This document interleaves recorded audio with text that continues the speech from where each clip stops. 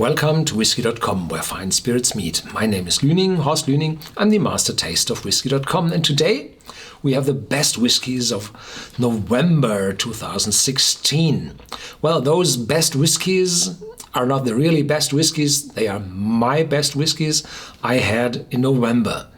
And if you say, well, this bottle just appeared on the YouTube channel or in our vlog on Whisky.com, then yes, I'm taking these videos up front, always 3 or 4 together, and then it takes quite some time until all those videos are well cut and produced and then published and built in sequence, so that several of them, if not all, appear in the first half of December.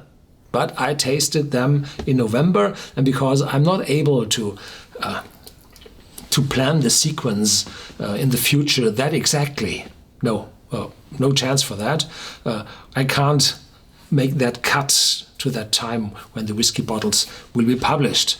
So I'm looking at the dates when I'm taking the videos, and then it's a November whiskey.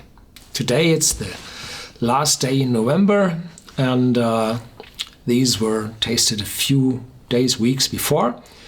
And yeah, let's go ahead.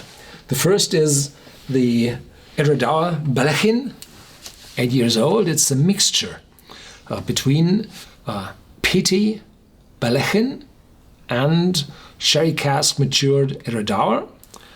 And it's a single malt because both whiskies are produced in the same distillery, Edradour.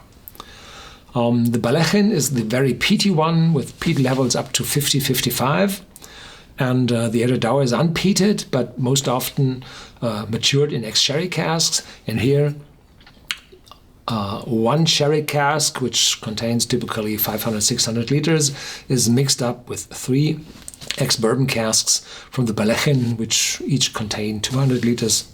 So the mixture is close to 1-to-1. And this brings a medium smokiness, which is not very common in Scotland. You have either very light smokiness, 5, 7, 8, 12 ppm, or very high smokiness, 40 and up. In between, 25, 30, there are only very, very few. And this is why this bottle is so interesting. The next one is Mackmyra. Mackmyra is a Swedish distillery located in north of Stockholm, 2 hours drive, I think, in Gävle. But this whiskey was produced in the old mill, which they left in 2010, I think. And this one was produced 2007 and filled in the bottle 2011, and those bottles reached my desk quite late. So now today we have 2016.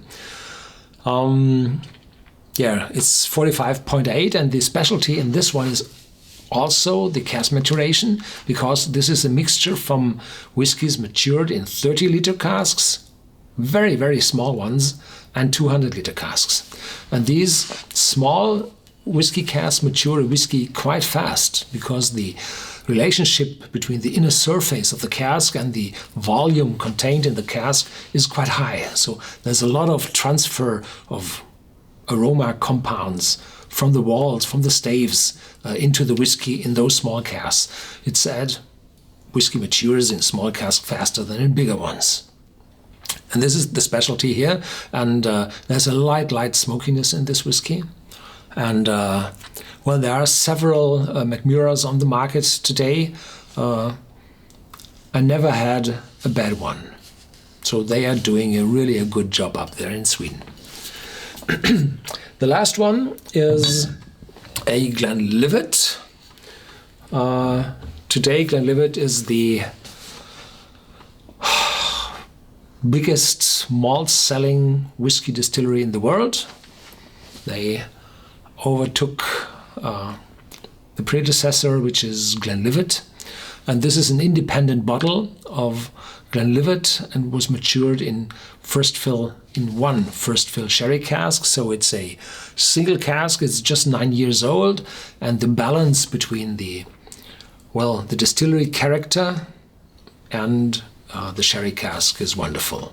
So it's not the cask overwhelming, not too intense, and the whiskey is not that young that you can feel these very light fruity notes Glenlivet have if they're very young. So this one is really well balanced, and whenever you have the chance to get an independent bottled Glenlivet with medium age from sherry casks, it's a definite buy. Yeah. So here we go. Those are the best whiskies from November, which you will see in December. Thank you very much for watching. Stay tuned, and you always find these videos in our vlog on Whisky.com, and there you have a wonderful search function where you can find all those best whiskies from the past month in a single place. Thank you very much for watching. Stay tuned, and there's more to come.